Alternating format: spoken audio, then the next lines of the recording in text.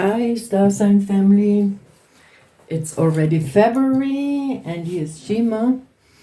And I thought we're just gonna go for a new spread for all of us, for all the star signs, and see how they relate to this goal which we have here in the middle. And it's interesting, it's very interesting, and the cards are telling us a very interesting story. So let's start. This is like Aries.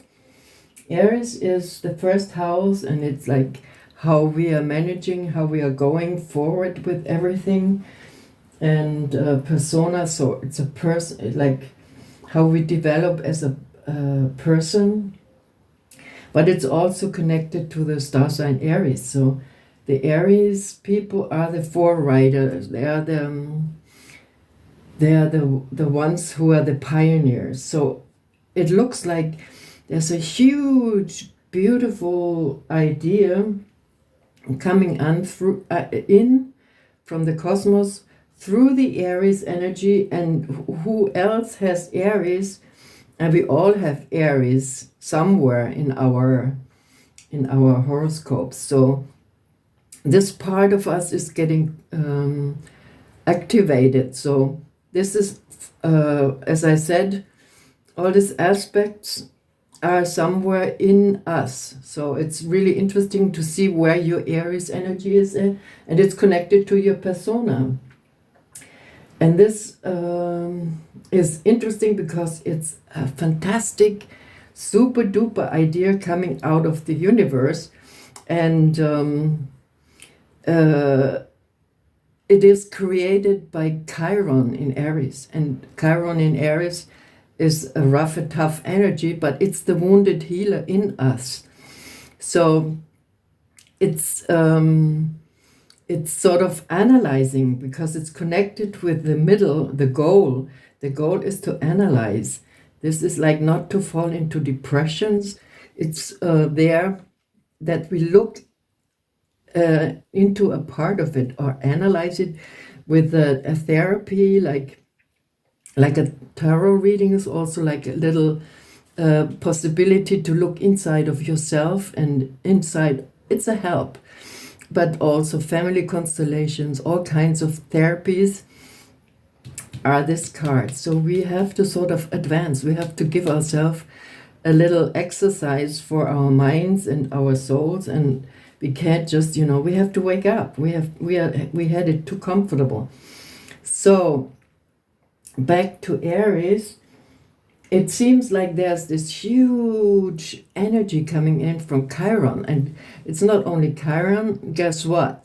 Uranus is also there, and Uranus is pushing it. It's really like creative energy out of the cosmos and saying, well, you guys, we have to advance. We have to understand what's going on.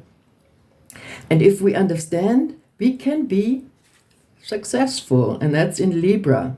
So these two cards are actually the main answer to what the reading is all about. So I could stop here, but I will not, of course. But look at it. It's like we are going to be having victory. So this idea is going to liberate us from being held back or imprisoned. Like we imprison ourselves. We imprisoned ourselves by not knowing it, by just sort of living day by day and doing what we were taught and going for the easy life. But right now, Chiron and Uranus is really pushing through into us the energy of free yourself. So this is February, and you can feel it brewing everywhere, and especially check it out inside of yourself. Which kinds of datas are over, You have to sort of make a decision what kind of path you are going to go on, because it's time to be victorious and get away from being the little victim and playing the victim, Okay, so let's see. I'm not going to stop here. I'm going to tell you more about the houses. And this is the house of Taurus, which is our talents, our what we owe, and being rich, or yeah, the give and take kind of thing. So what's happening here in Taurus? In the house of Taurus, something is happening, and it's related to our shadow work. It's the Magician card, and if we dig a little deeper into the surface, we will find, oh my God, there's a shadow. They are talking like this, but underneath they put some shadow stuff. It's like when you read a contract and you don't see the details, which are printed small. That's the kind of thing. So you have to see what kind of contracts you're signing, what you get for what you're giving out. So it's a real clean out and check out what you're getting and what you're giving. So fasten your seatbelts. There's some magic going on, and look what you have and what you don't have. Okay, so this is like a real thing. What we need to see as humans, what we worked for or how we worked for. So this has to be magically taken care of by shadow working. And shadow working is like not only seeing the surface, it's digging deeper. Alrighty, and this is like the card of Gemini, Sagittarius. So that means like for the third house is for media, the media and communication sector, and sisters and brothers, neighbors, business, routine, and also traveling small distances. So, but there's like a satisfying factor in there, and things are getting better, or satisfying. It's so we can't really complain about how the situation is right now. It's clearing out. It's making our communication with others a lot easier when we are in the same space, when we also have identified that we are analyzed, that there's something more written in the contracts and it's small printed, but we analyzed it. We sort of put the looking glass and say, oh, what does it say? Oh yeah, don't drown in this, don't drown in your depressions. Just see that it's there's a solution to it, and the solution will be satisfying. Here is the house of Cancer, and Cancer is the home, the mother, being safe. It's like your emotional feeling of being safe, like also like country and nations. They want to feel collectively safe, and they want also to feel safe as a nation. We humans, we feel good in the family, good in a group. Not very many are standing out. So this is why when we are isolated, that's very stressy for us, and that's like a stress card, which made our mind just go woo woo woo woo. It's like overload. So, and it's like when you ask yourself to go too fast through progress or a program, and reprogram yourself, or take your tapes out, which you're sort of keeping rolling all the time and doing the same thing, because there's a new possibility to see things coming in, like I said, from Chiron and Uranus, pushed with Uranus. So it's really pushing yourself off the sofa, pushing yourself out of the comfort zone, and saying, yeah, you have to sort of move so you're not stressed out anymore. It's also the card for Mother Earth. So it's like she's stressed, as well stressed, because it's like also the solar system is like a big family, and there are things happening which we humans don't see, but there's a stress also on Earth. So it depends where it comes from, and maybe there's also like Chiron knowing how, and Uranus taking care of Mother Earth in a way to push her into the direction where she can sort of handle stuff and also save us to victory. Well, so there's energy from Earth coming, which is not so easy for Earth and us. But we're going to analyze it, and we can go through that, and we can see how we all manage how to deal with it. Here is the fifth house, which is Leo, and that's how you make the others see yourself, and it's children and art and self-consciousness, romance and creativity. And it looks really cool. It looks like there's lots of playground, you know, there's so much virtue. We humans are very good in being creative, and it's also the sun in Aries energy. So it's like, yeah, there's a big focus on it, that we get more creative and take responsibility more for our kids and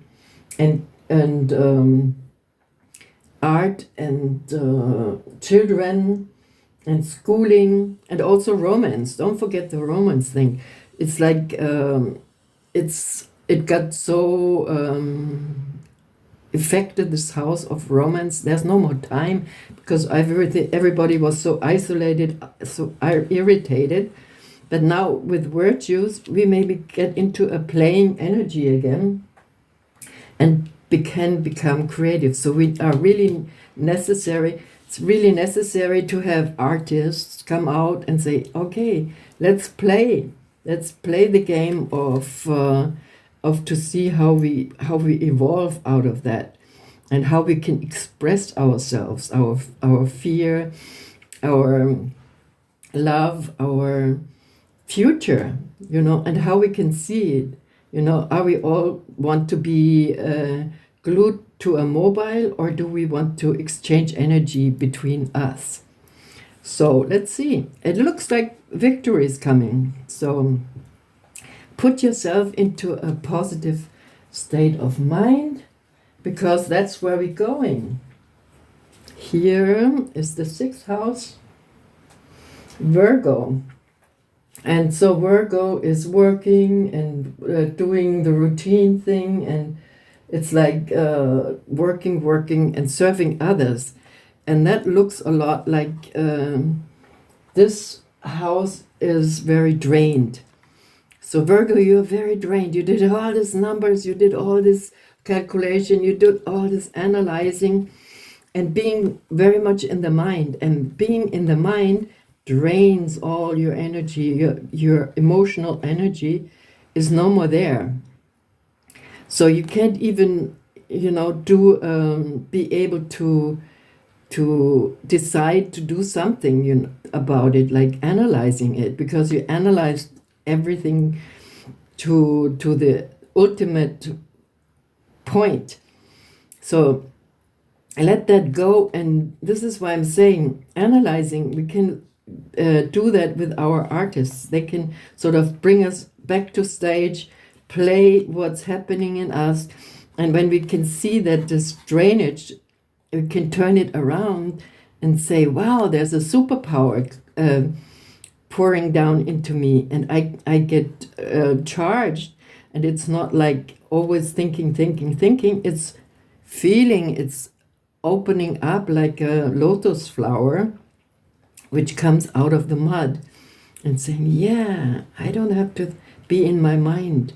I'm connected to my heart, and the heart is deeply rooted in my body. So yeah, Virgo, get out of the nitty-gritty and the daily routine.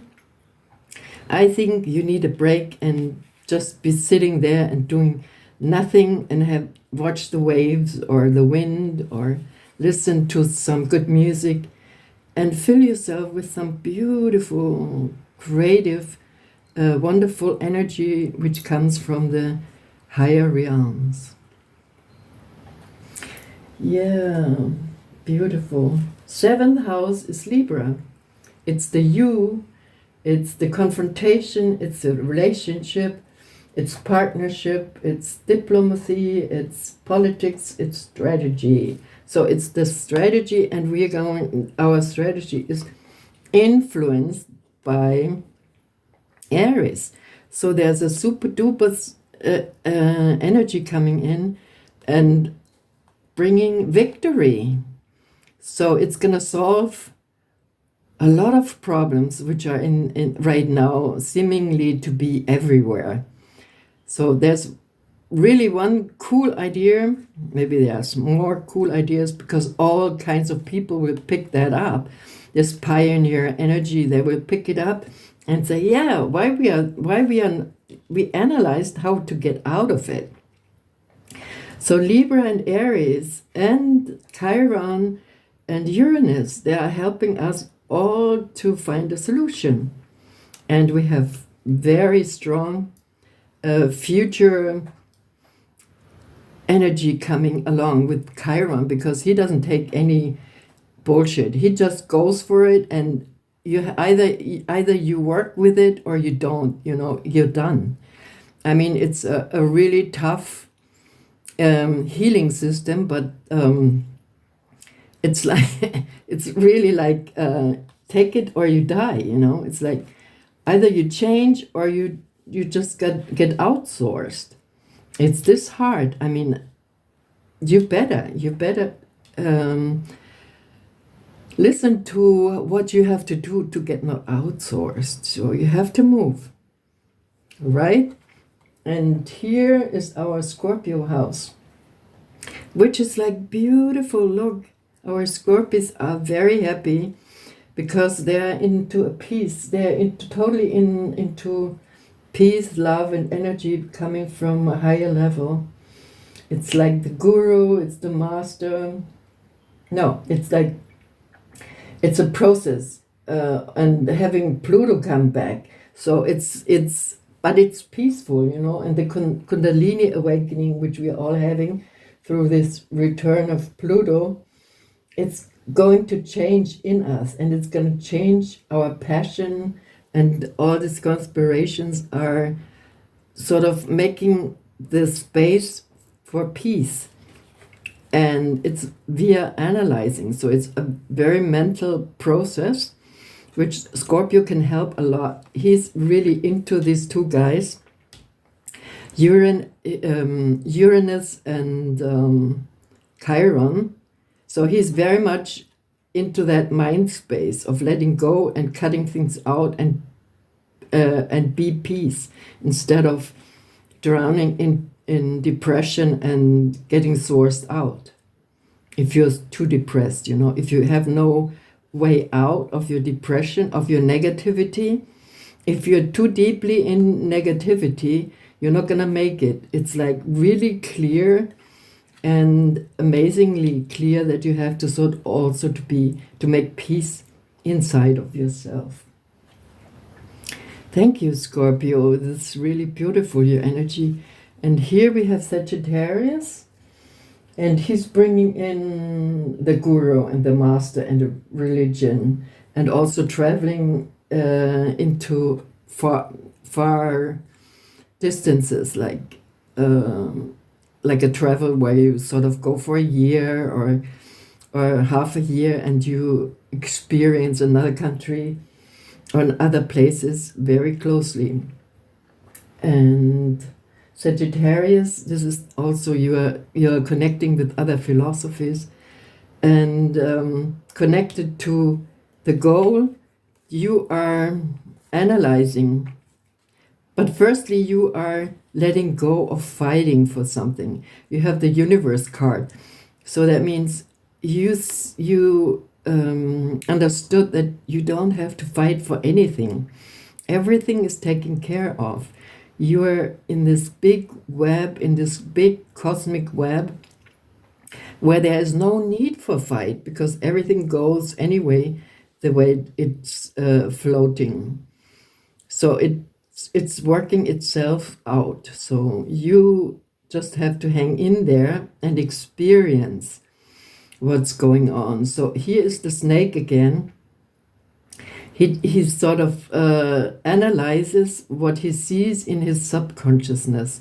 So he picks up some things where he got hurt as a child, or why he always repeats the same kind of oh, I'm so alone, or I will not make it, all this negative thinking stuff, where we sort of pull ourselves down. So, but you're gonna do that in a big way. You're gonna do Sagittarius, you're gonna be really doing it like massive. And Chiron is gonna probably help you to see the cosmic connections, and as well as Uranus.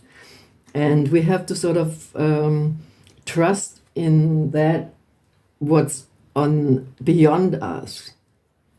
And then we give our weapons back and say, no, it's stupid, it's ridiculous, us fighting for something. It's just, we are just this little ego hanging in there in this cosmic web. So why not to let go, and because that's the analytical thing, let go of it, and do whatever we can do by opening our mind space and seeing the bigger picture, like with the help of Chiron and Uranus. Okay, that was nice, Sagittarius. Now we go for the 10th house, which is the father energy, from the cosmic father energy, the career, and how we are,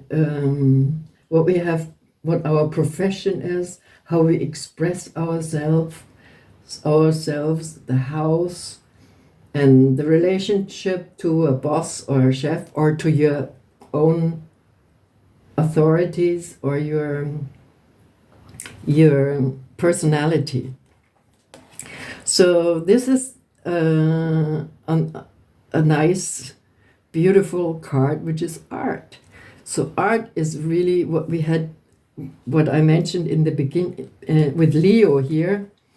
Leo is really helping. All the artists have to help to heal us, It's like we are not going to be able to analyze it, be too much in our mind. We have to play it out. We have to sort of take the role. We have to have role plays.